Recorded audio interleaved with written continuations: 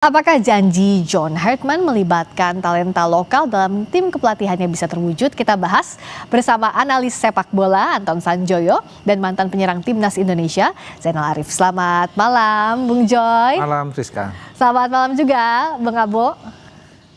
Selamat malam, Rizka. Saya ke Bung Joy dulu. Kalau lihat sekarang John Hartman masuk harusnya minim drama lah ya. Apa yang bisa kita harapkan dari struktur kepelatihan nanti di bawahnya Hartman? Ya, yang pertama harus kita syukuri bahwa John Hartman datang dalam suasana yang damai. Ya. Nggak ada drama-drama, nggak ada selebrasi yang berlebihan, tidak ada penyambutan yang berlebihan juga. Ya.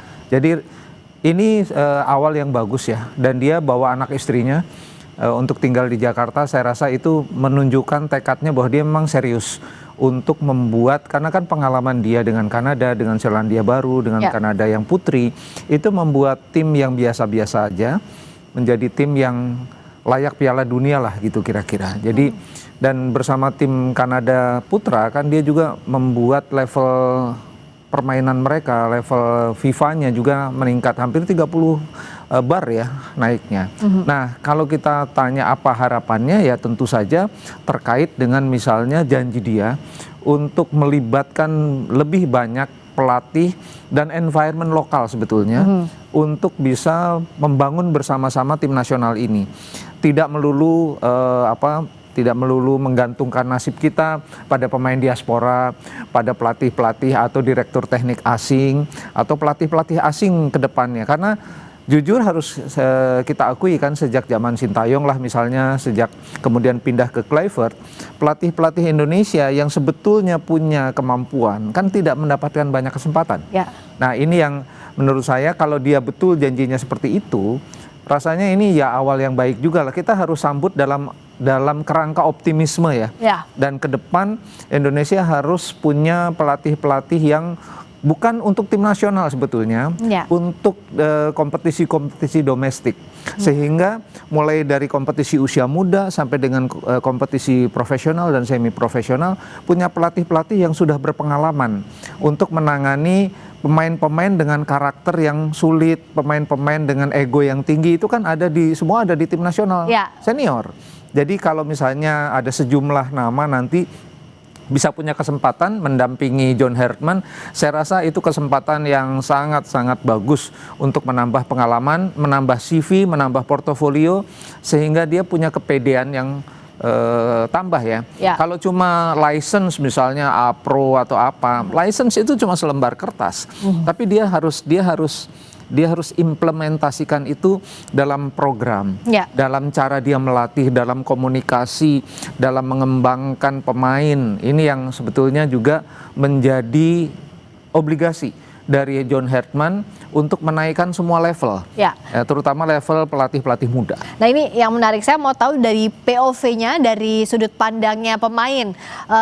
Kang Abo, kalau dari Kang Abo melihat seberapa penting sih environment lokal atau skuad lokal yang nantinya dimiliki oleh John Hartman untuk mengembangkan timnas Indonesia? Karena kan targetnya ya pasti Piala Dunia, apalagi sekarang kita sudah selangkah hampir dapat bisa masuk Piala Dunia meskipun belum beruntung.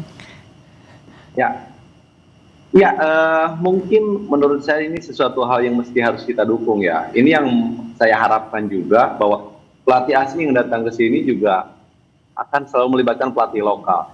Kenapa? Kalau saya melihat dari goalsnya atau sasarannya yang diincar sama John Hartman ini, dia mempunyai cita-cita untuk seolah dia mungkin seperti ini ya. Ayo kita maju bersama dan saya akan bantu tim ini. Kenapa? Karena mungkin walaupun selama ini dia juga mendapatkan tawaran dari negara lain, tetapi dia melihat bahwa Indonesia punya potensi, tinggal selangkah lagi untuk maju ke Piala Dunia. Ada sesuatu hal nih yang mesti di-challenge sama dia sendiri ya, bahwa tim ini mampu, dan saya punya trik khusus bagaimana tim ini bisa melaju ke level yang lebih tinggi. Nah, sekarang ketika dia melibatkan para pelatih lokal dan dia juga membawa keluarganya untuk tetap berada di Indonesia, ini menjadi stimulus yang sangat baik buat para pemain-pemain lokal, khususnya yang berkompetisi di tanah air. Ini menjadi catatan bahwa mereka juga punya kesempatan untuk mendapatkan kehormatan ketika dipanggil tim nasional. Dan saya yakin akan ada pemain baru yang selama ini belum pernah masuk ke tim nasional. Nah, bicara soal komposisi antara asisten pelatih lokal juga pemain-pemain lokal yang dinaikkan levelnya, ini gimana sih PR-nya kalau Bung Joy membaca dari skuad kita sejauh ini? Kalau yang ada sekarang justru itu yang kemudian menjadi highlight dalam konferensi persnya John Hartman adalah dia ingin melihat seberapa dalam talenta-talenta yang ada di Indonesia yang bisa dinaikkan. Yang saya dengar dia sudah melakukan banyak komunikasi dengan pemain-pemain yang tampil di Liga Super. Dan komunikasi itu menurut saya awal yang bagus karena dia ingin mencari informasi sedalam-dalamnya tentang apa yang terjadi pada sepak bola Indonesia. Kenapa kamu levelnya harusnya bisa level grade-nya bisa 90, kenapa kamu baru 70. Dan hal-hal seperti itu kan untuk catatan basis data dia untuk mengembangkan satu pemain. Nah ini yang saya rasa kalau dia menjalin komunikasi yang lebih intens, nanti kalau dia tidak pergi-pergi lagi, dia ada di Indonesia, dia bisa ketemu banyak pemain, bisa ketemu Zainal Arif, bisa ketemu mantan pemain juga untuk mengetahui apa sih sebetulnya yang terjadi pada sepak bola Indonesia. Karena sebetulnya kita punya banyak sekali talenta, tapi kita belum bisa bersaing dengan Arab Saudi, dengan Kuwait, tidak bisa bersaing gitu. Jangan dulu bersaing dengan Jepang atau Korea Selatan lah, dengan mereka saja, dengan negara-negara di Jazirah Arab kita kan belum bisa sebetulnya. Yang pernah menang lawan Arab Saudi itu menang sekali gitu ya. Selebihnya kan kita nggak bisa lagi menang. Nah ini yang dia harus mendapatkan solusi. Ada apa? Dia kan harus cari dulu masalahnya. Kemudian dia mungkin kompetisinya nggak bagus di dalam. Kompetisi nggak bagus, akar masalahnya di mana? Nah, dia harus banyak komunikasi. Oleh sebab itu saya berpesan, jangan terlalu terburu-buru karena proyek dia ini proyek jangka panjang. Nah, kalau kita terburu-buru harus juara AFF, harus bagus di Piala Asia dan segala macam. Ini nggak masuk dalam pemikiran dia, karena dia membangun Kanada juga lama. Dia membangun itu step by step. Dan stepnya tuh jelas. Nah ini yang saya bilang dia harus ada roadmap. PSSI nggak punya roadmap, dia harus punya roadmap untuk mengembangkan Indonesia karena tujuannya satu, kita bisa lolos ke Piala Dunia 2030. Dan kita punya sources luar biasa banyak. Nah kalau bicara soal selain tadi tidak hanya pelatihnya yang penting, pemainnya yang penting, tapi asisten pelatihnya siapa? Kalau dari Kang Abo melihat siapa asisten pelatih yang potensial untuk direkrut oleh John Hartman? Apakah misalnya Coach Nova yang sudah malang melintang dengan berbagai prestasinya atau gimana kalau menurut Kang Abo? Iya, mungkin ada beberapa banyak para pelatih potensi yang ada di Indonesia ya. Salah satunya Coach Nova juga. Tetapi itu juga bukan menjadi pilihan utama ya. Banyak pelatih yang kemungkinan juga dipilih langsung sama John Hartman. Dan saya yakin dia juga akan memberikan assessment juga untuk para pelatih seperti apa kriteria yang dia butuhkan kan. Jauh ini juga peluang buat para pelatih lokal untuk bisa mendampingi beliau dan bisa mengambil ilmunya seperti apa sih, seperti apa gaya bermainnya, seperti apa roadmapnya, dan ini akan menjadi bukan hanya pemain aja ya yang mendapatkan kesempatan, bukan hanya pemain aja yang nantinya juga punya kans untuk bermain tim nasional, tapi pelatih lokal juga untuk mendampingi beliau. Saya kira ini sesuatu hal yang mesti harus kita dukung. Nah kalau dari jadi siapapun pelatihnya, siapapun pelatihnya ya maksudnya nanti. Nah kalau dari Bung Joy, siapa saja kira-kira nama-nama yang potensial untuk direkrut jadi asisten kepelatihan John Hartman? Tapi usai jeda, kita akan bahas di Sapa Indonesia Malam.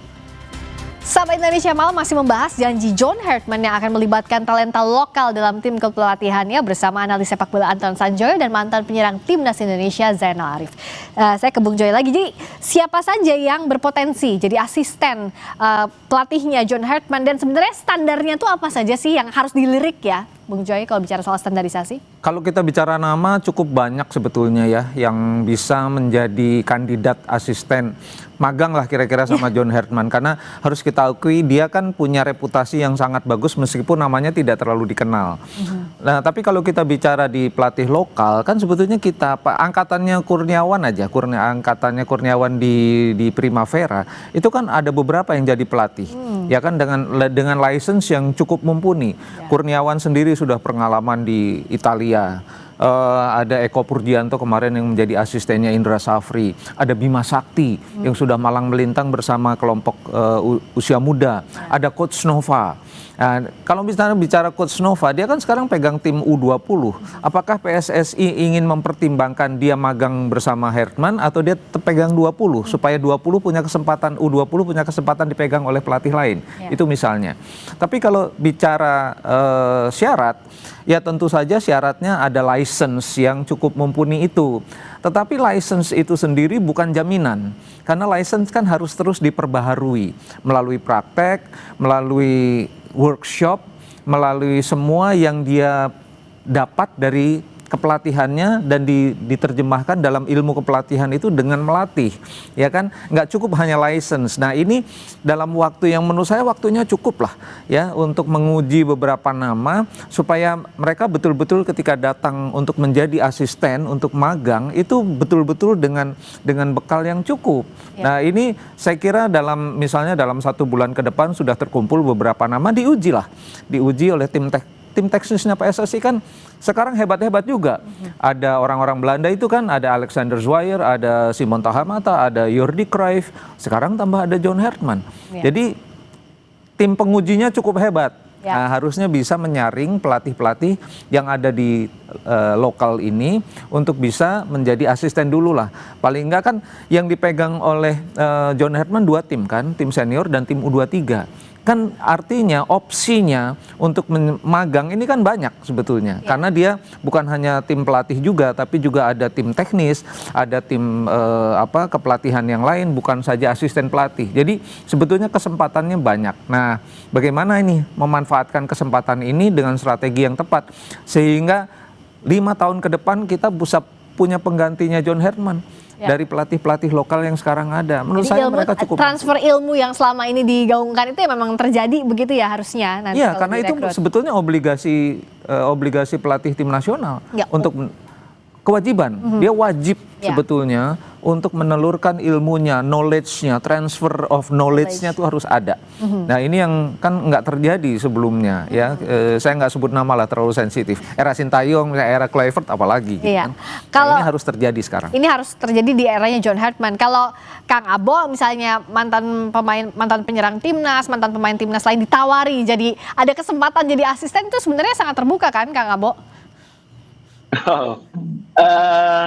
Siapapun mungkin sangat terbuka, tetapi saya sependapat apa yang dikatakan tadi Bung Joy bahwa ada sosok Kurniawan, ada sosok Bima Sakti dan juga sosok Eko Purdianto. Mereka selama ini juga cukup kenyang pengalamannya dan dengan reputasinya, saya kira dengan posisinya. Sementara ini kan Kurniawan ada di depan, Bima Sakti ada di tengah, dan Eko Purdianto juga ada di belakang. Ketiga kriteria pemain pelatih ini kemungkinan sangat cocok ya menurut saya untuk mendampingi posisi John Herman. Kalau saya pribadi, sepertinya saya belum ada di diri saya untuk jadi seorang pelatih.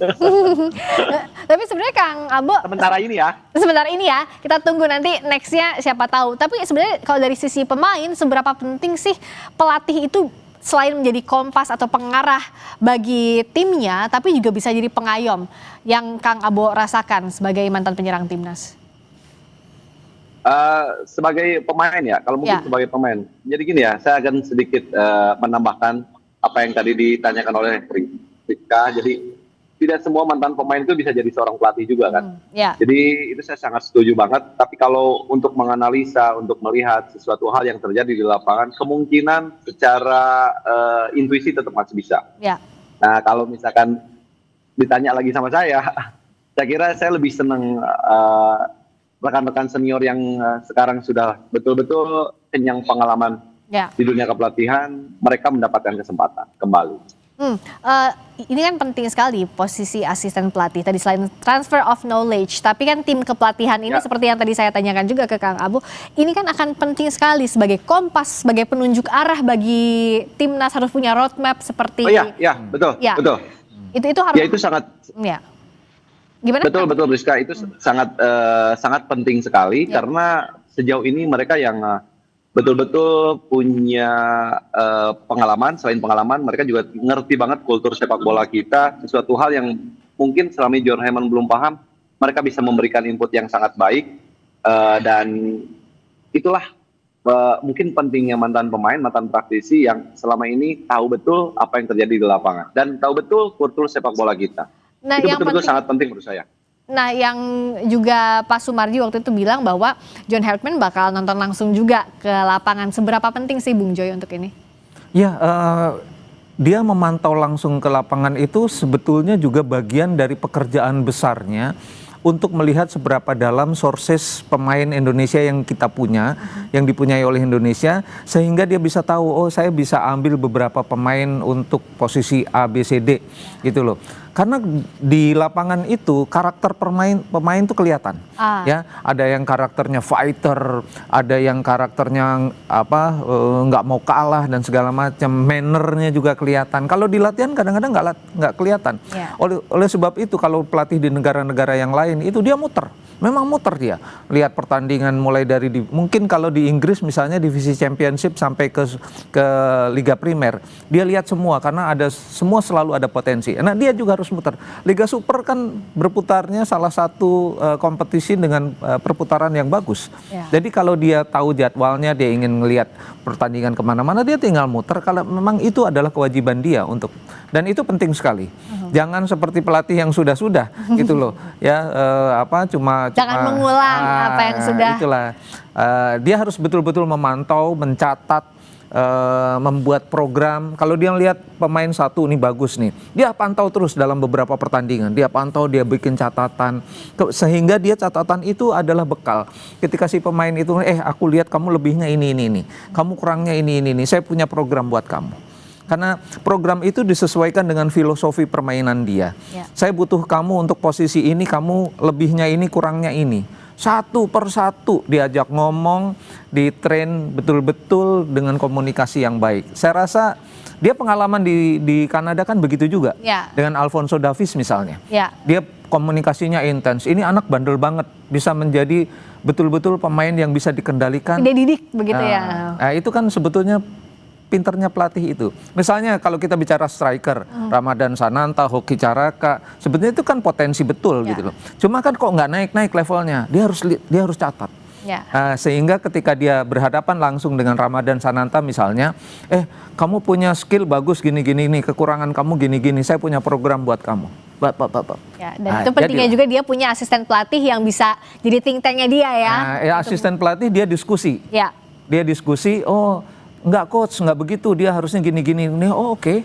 Kamu pandangan kamu oke juga nih. Kita combine ya, kan gitu. Nah, jadi waktu dia menerapkan programnya ke pemain, dia sudah mendapatkan banyak informasi. Semakin banyak informasi semakin bagus. Dan itu yang menurut saya yang sekarang dia udah jalankan. Kalau dia udah ada di sini, dia udah mulai sebetulnya untuk bekerja. Siapakah yang akan menjadi partner? Kita akan lihat pencarian John Hartman untuk melengkapi skuadnya di Timnas Garuda. Terima kasih Bung Joy atas waktunya. Terima kasih juga Kang Abo, Kang Zainal Arif sudah. Sama-sama Priska. Sampai Indonesia Malam. Sampai ketemu lagi.